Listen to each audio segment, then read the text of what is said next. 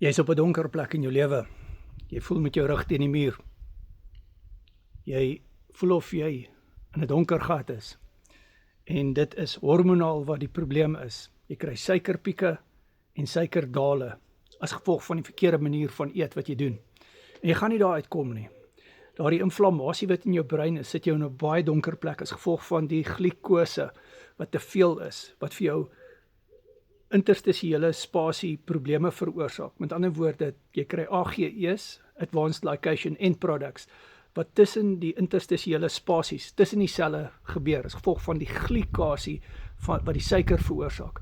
Jy het 'n bloed-brein barrier, wat insulien reseptore het en glikose reseptore. Die glikose gaan maklik in. Jou brein se glikose vlak is 90% dit wat jou bloedglikose is.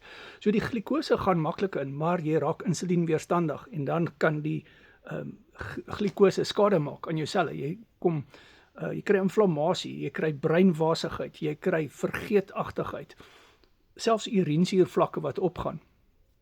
Wat's op my, dan doen jy 'n carnivore keto coaching sessie. Dan kom jy uit hierdie situasie uit deur die carnivore en die keto reg te doen. Ons gaan unieke aanpassings maak volgens jou situasie. Ons het ook die suiker bootcamp gedoen. Ons het al die verslawingsbootcamp gedoen.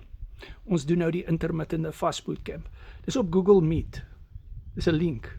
En ons doen video-opnames. En jy kry jou notas in Afrikaans. Maar die coaching wat ek en jy gaan doen, gaan wees op WhatsApp video call.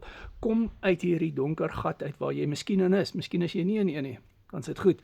Maar miskien is jy vandag in 'n gemoedstoestand wat nie lekker is nie.